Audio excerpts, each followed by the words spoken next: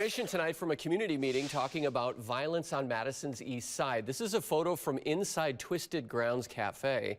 Madison's mayor and police chief were there along with the state senator and other leaders. This was a regularly scheduled meeting, but the recent shooting at the Harmony Apartments was talked about. Police say they're still collecting evidence in the shooting and really need the public's help.